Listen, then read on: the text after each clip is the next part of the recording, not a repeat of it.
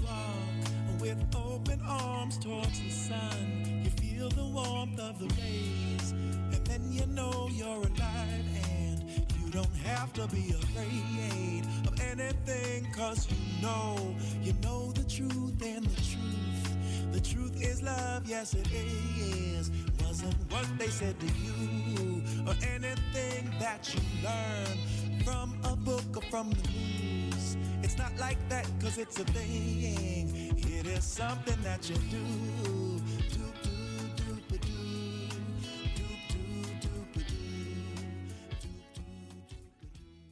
This is the Bassline, and everyone, welcome to the Bassline. This is episode 108. Carrie Sakamoto had her health ravaged by COVID injections. Rather than hide, she has stood up and spoken out, demanding justice and accountability for her injuries. Here to tell her story, we welcome to the Bassline the courageous Carrie Sakamoto. How are you this morning, Carrie? I'm good, thank you. Well, thank you so much for joining me. This is the Bassline. This is a medical freedom-focused radio program. I'm going to make a few announcements before we get into our very important discussion here. The next 5 to 8 frequency jam session is going to be the last Sunday of the month, September 28th. Sunday, September 28th at 3:30 p.m. That's when the doors open, and we start the music shortly thereafter. And it's at Rock Mill Fitness, 274 Lenox Avenue. Please come through. It's going to be great to see everybody. We always have new music. We always have new grooves at every event. So please soak up some of this 5 to 8 energy. Everybody's just smiling ear to ear at the end of every jam session because it's just a great vibe. So we'd love to see you there. And that's, again, Sunday, September 28th, Rock Mill Fitness, 3:30 p.m. Also, please go to my Substack. And I hope you've subscribed already. If you haven't subscribed, please make sure to do so. If you could be a paid subscriber, that's incredibly well received. That is greatly appreciated. But if you can't be a paid subscriber at this time, please become a free subscriber right away. I have written 33 articles, and I'm going to continue to write articles because I've gotten such great feedback. It's given me the opportunity of being a staff writer for Propaganda in Focus, which is also an honor. And there's so many things to talk about, so there's plenty that I'm going to continue to write about. But please check out my latest article called James Roguski is Right. It's time to repeal the PrEP Act. And James Roguski's been a guest on this program twice, as you hopefully remember. And he's taken the initiative in this effort to have the PrEP Act repealed. I told him I would write an article, and I did. So I would love if you guys show some support for that article by reading it, liking it, sharing it, and certainly signing the petition, which is linked in the article. That would be repealtheprepact.org. So make sure to sign that petition. Tell them that you heard about this on the Bassline radio program. Spread the word. Tell a few friends. Don't just sign it. When you're done signing it, spend a few minutes to direct other people, because the PrEP Act is a good portion of the type of legislation and the literal legislation that led to this flagrant violation of our rights that we've experienced over the past few years. And, of course, a couple quick announcements in terms of go to jeremiahhosea.com to get the theme song of this show, Love's the Highest Truth. That's another way to support. Or schedule a chess lesson, remotelearningchess.com. So several different ways you can support the program. Hello? Yes, Carrie, can you hear me? I'm not sure. Did we lose our guest? Carrie, are you there? Hello? Carrie, can you hear me? Hello? Not sure why we can't hear the guest. Oh, can you hear me now? Hello? I can now, yeah. Oh, okay. Yeah, I could hear you saying hello, hello, hello, which put me into a panic because I'm thinking, okay, you can't hear me. I couldn't hear you. Okay. I couldn't. No, I couldn't. Okay. Hopefully there's no more snafus. We've had plenty already, but let's get right into this discussion with our esteemed guest. Carrie Sakamoto is a very brave woman. I've seen her face for a couple years now, I think, because she's been visible about her experience. She's been outspoken. She's been courageous in spite of the great difficulty that she has experienced. And let's just get right into the circumstances of your vaccine injury, Carrie. How many shots did you receive? What was the interval between your injection and the injuries you've experienced? And how was your life changed by this terrible event? Yeah. So, first of all, I just would like to mention I live in Alberta, Canada. It's Western Canada. So when I got my vaccine, the first one I got was AstraZeneca. I got it in April of 2021. I later found out they had actually pulled AstraZeneca from Canada about a week before, possibly 2 weeks before, but I still received it anyway. So I got AstraZeneca. I appeared to be fine. I have had flu shots in the past, which is why I didn't think this would be a problem. I went and got AstraZeneca. I went with my husband. We were both fine. Then June comes along and I have to get my second one. They're requiring this because in the news they're saying they're going to require vaccine passports and etc. So I felt an urgency to go and get my vaccine. I was also waiting for surgery. So I had a lot of things, a lot of reasons why. So the next one, they had pulled AstraZeneca, so now I had to mix. And they were sending messages through the media that it was safe to mix, that it was a good idea to mix. And I actually didn't have an option anymore because they had pulled AstraZeneca. So my next vaccine I got was Pfizer. I got sick right away. I was sick that evening within a few hours of getting my vaccine. But it was all the symptoms that I had been hearing that was happening if you're having a good, quote unquote, good reaction. So I had all the flu symptoms. I felt like garbage. And that went on for about 5 days. And my husband had gotten it at the same time, so he was having the same symptoms. I didn't really think a whole lot of it. I felt like garbage. But at the end of the 5 days, my husband started getting better. So by 6, 7, 8, he's fine. He's doing normal activities, and I'm getting worse. I started intense pain in my head, and it was my brain, and I know it was my brain because when it was hurting, I could feel my actual brain in my head. It was extremely painful. Because of the pain, I started vomiting, and I couldn't stop. And so I went to the hospital. They treated me for a migraine and sent me home. They gave me Gravol, gave me some fluids. I started to feel okay. I left the hospital. Within a few hours after all the medication had wore off, I started feeling terrible again. All the symptoms returned, the pain in my head, the vomiting. It was just very extreme. At this point, I had been sick for 10 days. I'd lost a lot of weight now. I am a small person. I'm only 5'3". I was about 110 pounds at the time. So I'd been sick, very sick for about 10 days now. I went back to the hospital. On my way to the hospital, my face felt funny. It felt like it was swelling. And so I was looking in the side mirror, and I actually watched the right side of my face drop. And I thought I was having a stroke.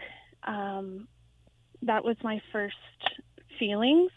And so we got into the hospital. They took me in right away. They assessed me and said that I had Bell's palsy. And so my eye was paralyzed wide open, so they taped it up shut for me, and they gave me some steroids, and they stopped the vomiting with medication again. And they said the hospitals are full of COVID patients and we're only keeping emergencies. And they sent me home. So I got home, and of course, within a few hours, the medications they had given me all wore off again, and I was back to where I was. The pain, the vomiting, and now my face is paralyzed. I'm having trouble speaking. My eye is taped shut, and now I can start to feel it coming on my left side of my face. I was scared that once it reached my eye, I was not going to be able to see. I was going to have both eyes covered. So we raced back to emergency. This time they kept me.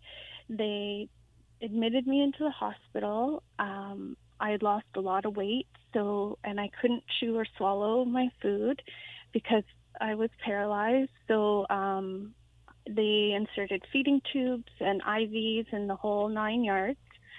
I was in the hospital for 17 days.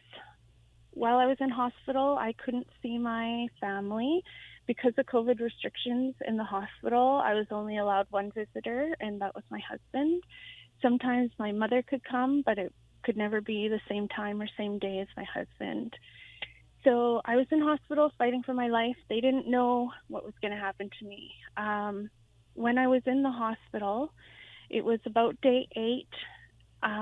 The specialist who had been treating me came to my bedside with my husband with a computer, and he said, I have 9 of my colleagues on this call, and they would like to see you.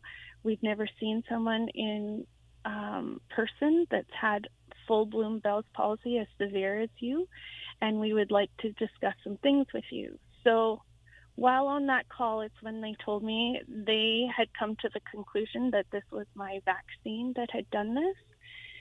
They said it was Pfizer. I question that. I believe it was a combination of mixing the vaccines and bad batches. So now I have this diagnosis, but it doesn't help a lot because they say they don't have anyone else that they know of that's going through this. So we just have to treat my symptoms and hope for the best. I was determined to get home. I missed my children. I had 3 boys that I had been just taken away from suddenly, and they weren't allowed to see me. That was my drive. I was determined to survive this and get back home to my kids. And so I worked really, really hard, and I got to a point where I could eat on my own. And once I could do that, they felt comfortable in releasing me. Wow. While I was in the hospital, I was told about it's called the VISP, the VISP, which is abbreviation for the Vaccine Injury Support Program in Canada. Right. That was my next question is yeah. what is supposed to be the responsibility of VISP, and didn't they wind up being rather uncooperative, difficult to deal with? I mean, it's from what I've read, they sort of add an ordeal on top of your ordeal. Is that true? Yes, that's correct. So it is a third-party company called Oxero, and they are administrating this program. And I was a part of, so funny enough, mainstream media decided they were going to cover this. A woman from Global News National called Carolyn Jarvis did a 3-part series, an investigative report into this program because she'd been hearing so many terrible things about it. They found a lot of things. They uncovered a scandal. Of course, it all comes down to money. She discovered that the company who administrates the program had received $50.6 million of taxpayer money and spent $33.7 million on their administrative costs, while the injured have only received $16 million. My case was very cut and dry. I had 5 doctors and specialists saying that that's what this was. They reported it to Ottawa, to our government. They were required to. So I had a proven vaccine injury. I entered this program, and it took them 20 months to approve my claim. I went through 5 different case managers. just Wow. for no reason. They would drop me. I wouldn't know. It would be months before I'd hear from anybody. And then all of a sudden it's a different case manager. It's really just been one thing after another. They did give me a payout. I'm one of the very few. I think there's only 200 of us in Canada that have received a payout. I'm one. It was very small. They gave me coverage for the way my face looks, because here I am still, almost 5 years later, my face is still paralyzed. This is permanent damage. Oh, man. It will never go away. Wow. So they've paid me for the way it looks. They've paid me for my hearing loss. They haven't paid for the hearing aid that I had to buy for the hearing loss. They've denied all my medications and therapies. They have said that I've had things done that haven't been done, like Botox treatments, etc. It's just a very terrible program. I'm on case manager 11. I just got case manager number 11 today. I'll be in the program 5 years already for no reason. Wow. A big waste of taxpayer money. Yeah. And a lot of stress, emotional damage to me. Right. And seemingly, like, from what I read, it almost came across as antagonistic, almost as though, you go someplace expecting to be helped, and instead you're being, like, sort of challenged and Yes. almost threatened. My first case manager was fired. He would make me cry. He yelled at me one day telling me I was just after free money, whatever that means. Wow. I said, I'm just looking for help for something that I was told was safe and effective that I should do to help my community. And they were not transparent about any of it. Had I known now what I know, had I known then what I know now, right? Hindsight. Right. Yeah. I mean, it's something that troubles me so much. I continue to discuss this nightly on the Stop the Shots spaces that we host every night on X. And I've written articles about it. And I continue to wonder every day, what kind of magic spell did they cast over people when it comes to this discussion of vaccines? Because people will just stand firm on this idea that a vaccine has never injured anybody.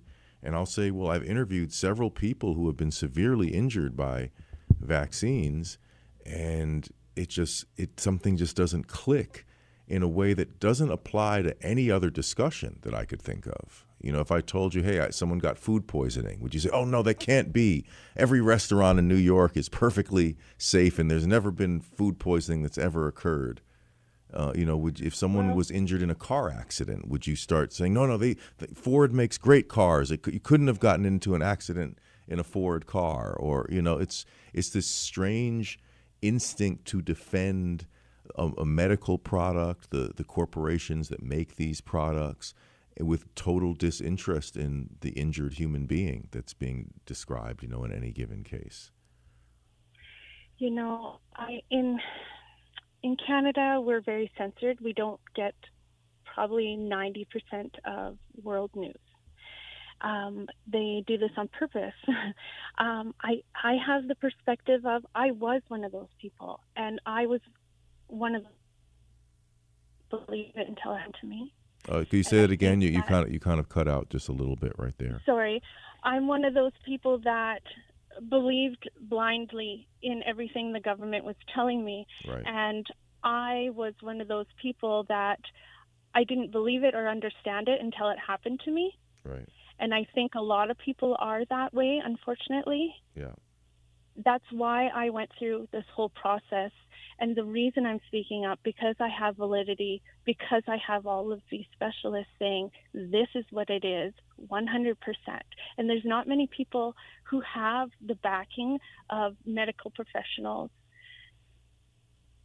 Right. Well, I'm glad that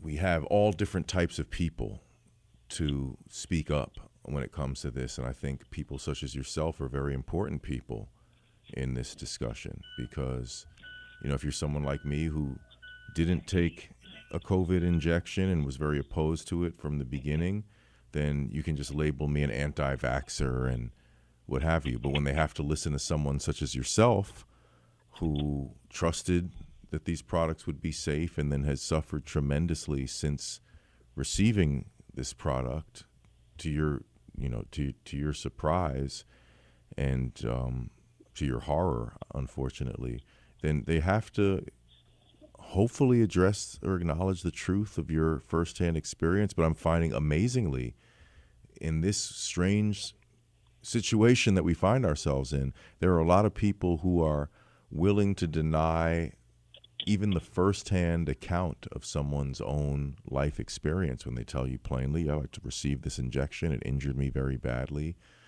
I know it was the injection for X, Y, and Z reasons, and they'll still, in some cases, continue to defend the product and even just deny the firsthand experience of the injured person. And to make matters even crazier, there are people who have been injured themselves who have engaged in just profound denial. Oh, it couldn't have had anything to do with the shot that I received 3 minutes ago. That was me. I actually have a recording of me in the hospital, hooked up to all of these things on the first couple of days I was there, saying, well, at least I got the vaccine, so I'm not going to die from COVID.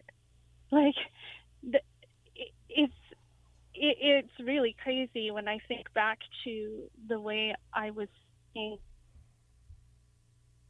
all the things that have been brought forward. I know in Canada, they've said they thought maybe 40 people would apply for this program. There's over 3,000 of us that have applied in Canada with vaccine injuries.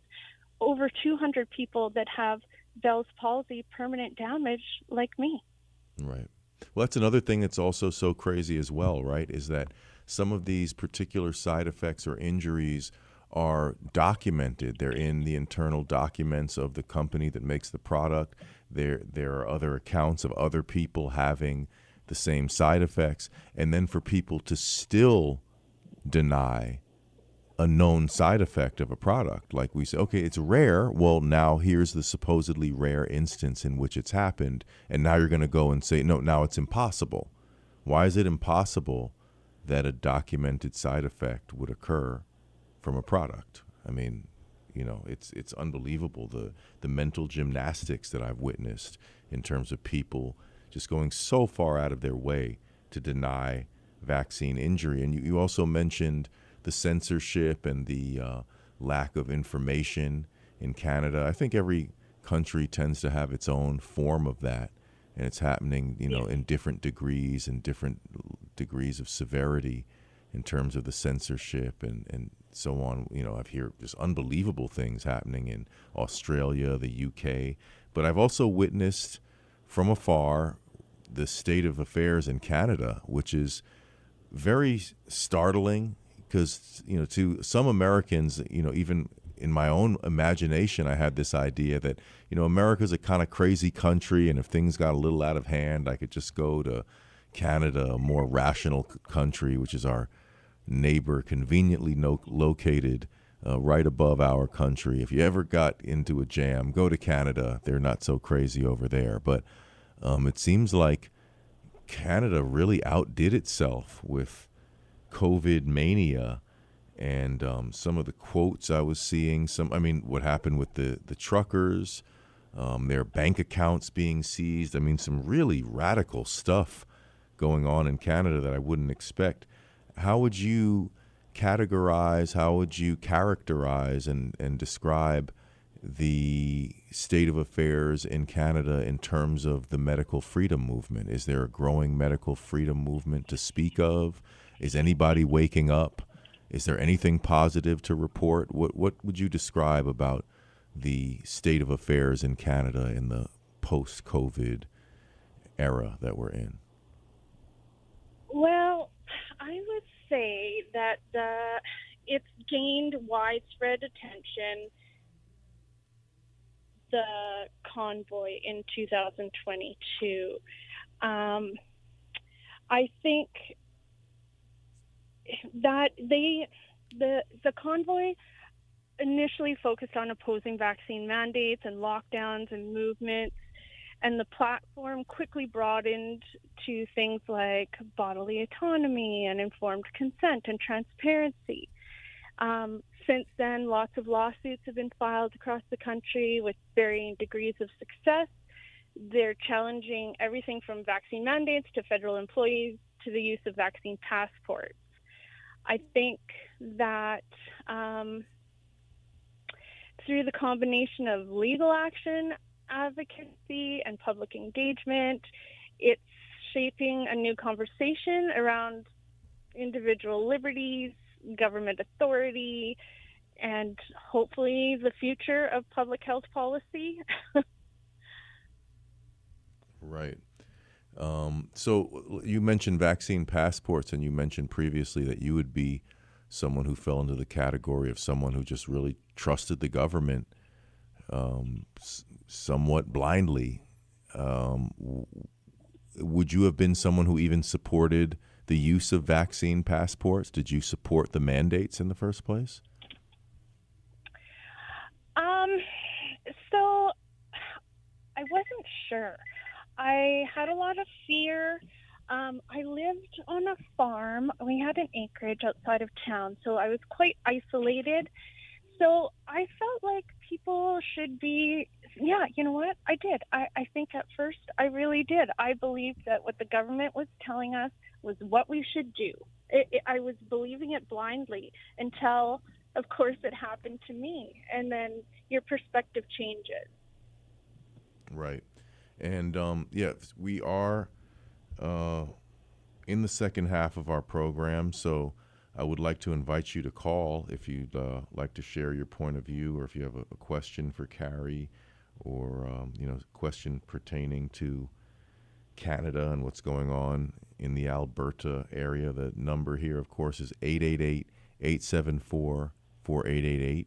888-874-4888. We love to hear from our esteemed audience members who are, always, I was going to say astute and esteemed, and I combine the two words. But yeah, my audience is both astute and esteemed, and we love to hear from them.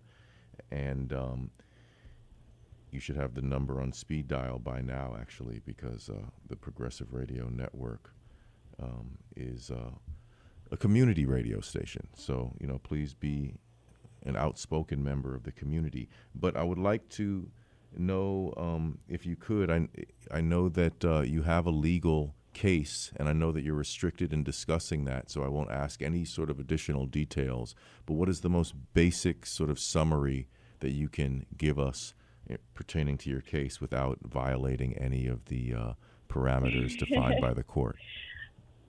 Okay, so basically I'm suing both the provincial government and the federal government. I've been in court for about a year. We just entered a letter of settlement, hoping they would settle without going further, but they had 30 days to decide. They took 40, and they have denied it. So next we are on to try and get certification for a class action. Once that's done, we can proceed to trial, which would be next summer. So instead of settling, they're going to draw this all out. Wow. Okay. So I just wanted to mention you do have a legal case, just in terms of the historical document that is this interview, but we're not going to discuss that any further because we know you are restricted in terms of your ability to discuss the details of that.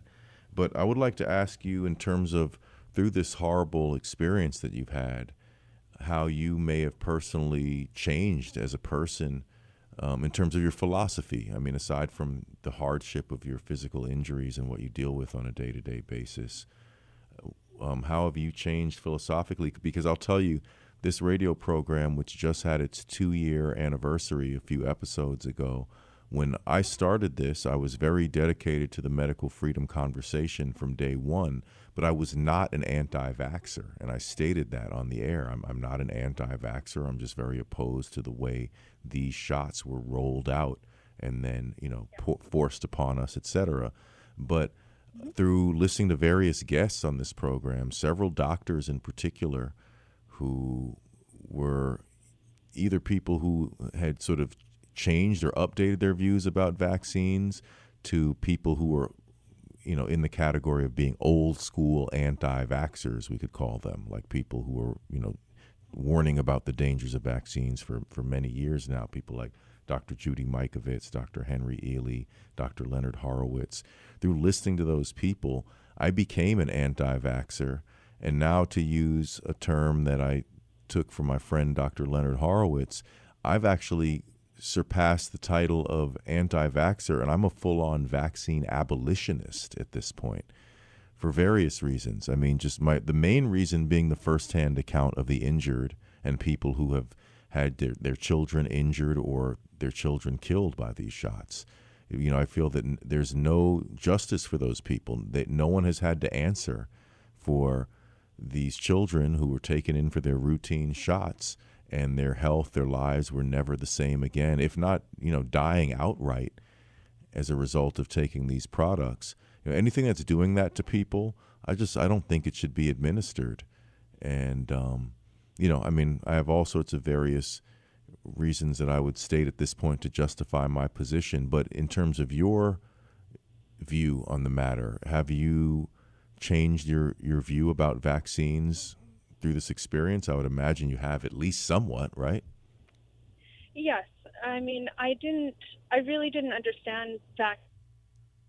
And again, it's one of those things that until it happened to me, I'd only heard about vaccine injuries as far as people were claiming it could cause autism in children. That was really all I had ever heard or paid attention to as far as injuries went.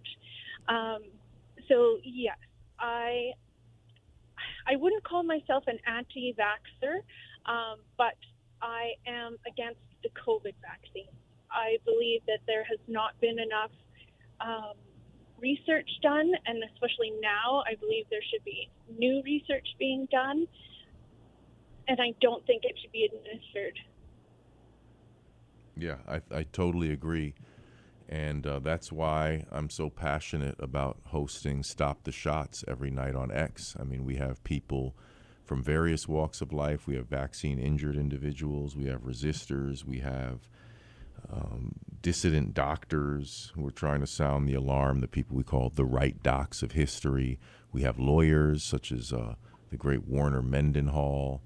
And we have special guests on some occasions, but sometimes it's just the community gathering and talking and sharing ideas and debating and trying to figure out what we do next. And it's a very fascinating time in terms of the recent statements of Donald Trump. I mean, as people may well know, or they should know, I don't support any particular political figure. I simply don't.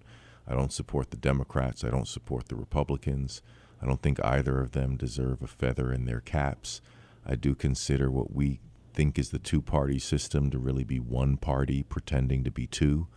That's the framework through which I perceive the whole thing. But objectively speaking, I was startled that Donald Trump made a statement recently suggesting that there needs to be an investigation into the COVID vaccines. He previously declared himself to be the father of the vaccine and had just, continued to toot his own horn for this incredible historic accomplishment of, this Operation Warp Speed, which so strangely the Democrats adopted so wholeheartedly after, saying some people said initially they would be distrustful of a Trump vaccine and it was done too quickly and so on.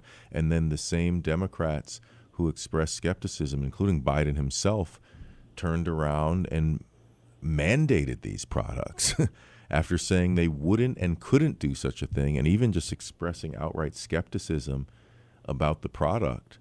They took the mantle, they took over the project, and they mandated what I call the MAGA jabs, the Trump vaccines. It was the strangest thing I've ever witnessed historically in terms of people thinking that they were opposing Trump by taking the Trump vaccine. I couldn't understand that for the life of me. And if you didn't take it, they assumed you were a Trump supporter, which I didn't understand.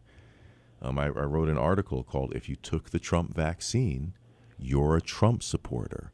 I hate to be the one to break it to you.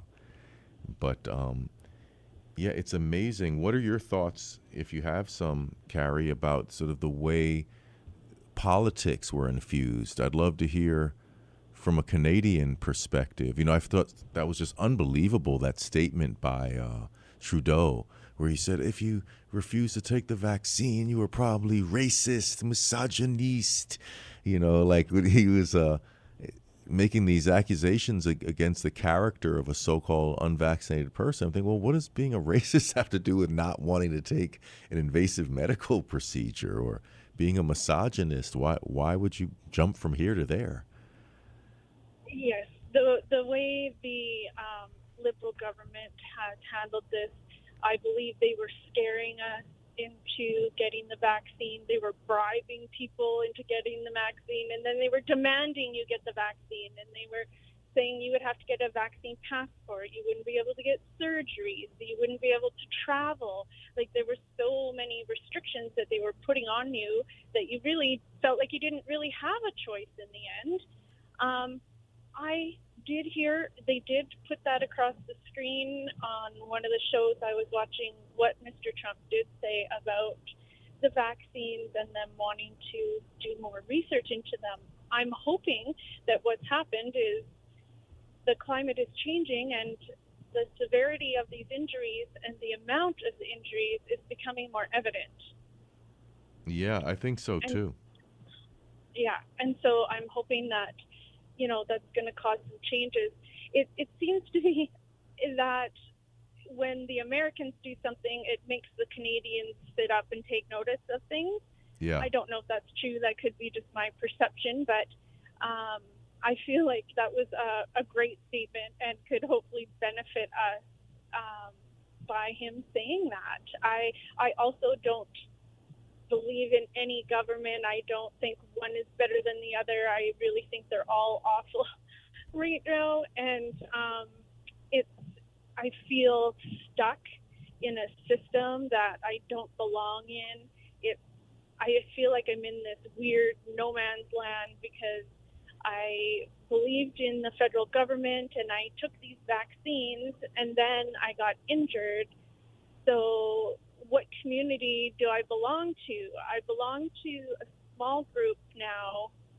Well, it's getting larger by the day, but I belong to a group of vaccine injured people who are not anti-vax because they took the vaccine. So we have people who are mad because we took it. We have people who are upset because we got injured. So where do I fit in? Which is why I speak up, because I don't know where I fit in. I fit in the group that needs to be acknowledged, that they try to silence us in Canada by censoring our media. I can't even share my story on social media in Canada because I get taken down for misinformation. Yeah, that is so unbelievable. That's what I call peak censorship. When you're saying that someone's direct account of their own life experience is misinformation. I mean, imagine that. Imagine what a scary situation we find ourselves in, and most people have not really put a lot of thought into the fact that that's happening right now in the world today. I mean, it's like a science fiction concept almost. I'm forcing them to look at my face when I go to court. I don't want to be in court anymore. I don't want to keep doing this. It's tiring. It's frustrating. It's slow. But it's important that I go and that the world sees my face, because it's written all over my face what this vaccine has done. Yeah. It's absolutely terrible, and I'm so sad for what has happened to you, but I'm so glad that you have the courage to speak out, because your courage is going to inspire other people, and we need people to have the courage that you're demonstrating right now. We really need more of that, because this is a very serious. Thank you for giving. Yeah, by all means. Giving us a place to do it. We don't have very many places where we can talk about what's happened to us. Yeah, and I would like to use that statement you made there to help galvanize our audience here, because the Bassline has been going strong. Every episode gets downloaded about 200 times, sometimes less than 200, but more than 150. A few episodes have been downloaded thousands of times for some reason. We've had a couple particularly popular episodes. The most popular ever was my interview with Professor Mark Crispin Miller. I think the second most popular was my first interview with Dr. Judy Mikovits. We've had some episodes that are a little more popular than others, but in general, I ask you, if you're hearing this, whether you're listening right now live or you're going to hear the recording later, please do your best to help spread the word about the Bassline, because I'm here as a labor of love, and I am passionate about this, and you can tell I'm very committed. It's been 2 years, and I haven't taken one sick day. It's been 108 interviews in 108 weeks. So if nothing else, I'm consistent. And the archive that's been accumulated here, it represents a trove of information, I would say. It represents something that it can be used as an historic document and as a reference point for the state of affairs. And a lot of people are still, as we discussed earlier, they're in denial about the reality of vaccine injury. And once again, you have evidence that you can share with people and say, if there was no vaccine injury, this interview wouldn't have occurred. And you can send them a link to this interview, for example, or previous interviews where we've interviewed vaccine injured individuals. And I don't understand, again, why people are so in denial about it, because we know there are things such as manufacturing defects. We know that there are things such as administrative errors, an error made in the physical administration of the product. We know about individual reactions, that every person is different, that something that might be perfectly okay for 9 out of 10 people could injure or even kill the 10th. So why people would be under the assumption that a rush to market product couldn't hurt people, well, that's not really a reasonable assumption, I don't think. People should be a little bit more realistic, and they should also be more compassionate and not inclined to dismiss the firsthand experiences of people when they say, I took this product, I was injured by it. Why don't you sincerely listen to that person and take into consideration what they're saying, rather than getting defensive and feel the need to defend quote unquote vaccines? The people are more important than the vaccines. A vaccine is an invention. It's an object. It's a concoction. Why is that something that needs to be defended? It's people that need to be defended. Our physical well-being, our mental well-being, our sovereignty. Considering all that you've been through, Carrie, and considering the way that your life has been affected, what would you like to see in terms of changes in our society? I mean, obviously you're in Canada, I'm here in the United States. We have similar societies, like we both live in the so-called Western world, the modern world. As it pertains to Canada or just the world at large, what would you like to see in view of the atrocity that you were a victim of? I think that there needs to be full disclosure, full transparency on what the damages that have been done. There needs to be a place where people that have been injured can be heard, or people who don't agree with the vaccine can be heard. Just because people disagree doesn't mean we can't have conversations. I think conversations are really important. I'm sorry, I've lost my train of thought. Yeah, no, it's okay. I mean, I think what you said right there is a great comment in terms of we shouldn't lose our ability to have a conversation. And that's a profound thing as it pertains to this subject, because that's what's happened that I've noticed is people have somehow been conditioned into being foot soldiers for the pharmaceutical industrial complex, as far as I could tell. And a big part of what's happening is people are policing the conversation, and by policing the conversation, I mean preventing it from happening. They don't think we have even the right to discuss these things. And they don't realize that that position is inherently ignorant, that we have to continue to discuss and re-examine things, even things that we take for granted, maybe especially things that we take for granted. We should question and reassess, and we should always sort of update our thinking periodically by addressing things, confronting things, debate, discussion, research, and all these various means of improving our understanding and thinking about the world that we live in. But they've succeeded somehow in telling people that the question of vaccines, the association between autism and vaccines, vaccine injury, in general, that this is something we shouldn't discuss, that we're not allowed to discuss it. And what a wrong-minded position to take, and how wrong-minded in particular to deny, to disavow the firsthand experience of people who are saying plainly, I received this medical intervention, I was injured by it. And a word that came up recently was, I remember someone I was arguing with online saying the amount of injury has been infinitesimal, was the word they used. Meaning just this tiny little insignificant, basically, another way of almost saying an insignificant number of people have been injured, but it's not specific. So then why can't they take care of us? Same here in right. Canada. They say it's rare, so then why are we not getting the help and support we need? If right. this is so rare, they're acknowledging, yes, it's rare, and okay, it does happen, so then why are we not getting the support? Right. Great logical question. Great logical question.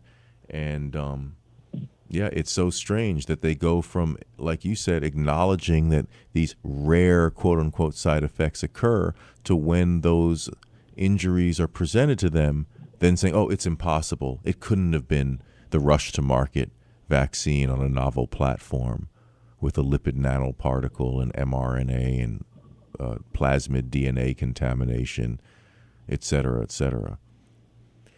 But I've always go ahead. Sorry. Go ahead, please. I've always been a reserved, quiet person. Since it's happened to me, my husband said I've become the accidental advocate. I will not stop talking about this. I've given validity to my voice by having doctors prove this, by having the government program prove it. So I'm one of the very few people in Canada who can talk openly and freely about what's happened, because I have, quote unquote, the proof that they want. But even though that's been shown, it's rare. Right. And I'm so... Get to a point where it's not rare anymore. It's just injury. Right. And, rare is such a non-specific, unscientific term for people who are so into the precision of science. Well, rare is not specific, so it's not a suitable word. But we have a great caller on the line. My friend Mohammed has joined us. How are you, Mohammed? Good to hear from you. Thanks for calling. Thank you, Jeremiah. Thank I you just so want much. to thank you and Carrie for the courage you had to speak up. Jeremiah, thank you very much for your time, your efforts, and all you put into getting this program across and it goes out to us. Thank you very much. And Carrie, we wish you the very best, and we pray that your condition continue to improve. Thank you again, Jeremiah, for your efforts and time and efforts. Thank you. Have a good day. Thank you, Mohammed. I'll see you at the next jam session. Jam session. Yeah. All right, great. Well, I'm looking forward to it. Looking forward to shaking your hand and greeting you, my brother. Thanks for calling. You're very Thank welcome. you so much. And you can follow me for updates on social media, and feel free to reach out with any questions or comments. Yeah, so okay, how can I reach Carrie? Yeah, Carrie, give us that info. As a matter of fact, I'm glad you mentioned that. Where are the best platforms where we can follow you and keep track of you? I am on X. X would be the best place, because anywhere else in Canada, I cannot say the words vaccine injury, COVID-19 injury. We have to speak in code words. Okay. I can speak Okay. freely. Thank you very much. And so look for me there. So Tell I'm Carrie looking for you. Sakamoto- What's your Carrie. handle, Carrie? I'm looking for you right now on X. Oh, geez. I think I might have to send it to you. It's Carrie, Carrie, and then a bunch of numbers. Okay, yeah, I'm following you. So yeah, please, if you could follow me back. Yes. I know you're picky with your follow backs, but believe me, I'm dedicated here. And this is, so it's Carrie, Carrie, 298 924 321. So at Carrie, Carrie, 298 924 321. Please follow Carrie Sakamoto. She's a courageous woman who is speaking out about her vaccine injuries. She's documented it well. She's been consistent. And I'm so glad to hear you say that you're going to continue to speak out, Carrie, because Can't stop, won't stop. oh, there you go. So I'm in total support of you. And please, anything that you write, any interview you do, any post, just please forward it to me right away. I'll retweet it. Look, right now I'm making sure I'm retweeting your pinned post right now. And yeah, I'm going to do my best. You'll see that my pinned post has 6.5 million views. So people are very interested and very invested in my story. And I appreciate you giving me the time and space to share. Yeah, we need to do this, guys. That's one of the main things that we have to do. We all have individual talents, and we can focus in on what can we do individually using our particular area of expertise or what have you. But one thing that we should all be doing is amplifying the voice of others, right? Because there's so many people, important people with different pieces of the puzzle, different areas of insight, the vaccine injured, the right docs of history. There's so many people that are doing great work. They're being courageous, and we have to support those efforts. So we're out of time for today. I want to thank you so much, Carrie, for joining us. I want to thank you for being the courageous spokesperson that you are. And like Muhammad said, we do wish that you can continue to improve your condition. Stay hopeful. I know it's just unbelievable what you've experienced, but the human body does have an incredible ability to bounce back. Sometimes it takes time. It takes an ongoing process. But I do believe that somehow you can improve your condition. So I'm praying for that, and and I think it's possible. Thank you. All right, stay strong, everybody. Have a great weekend. Peace and love.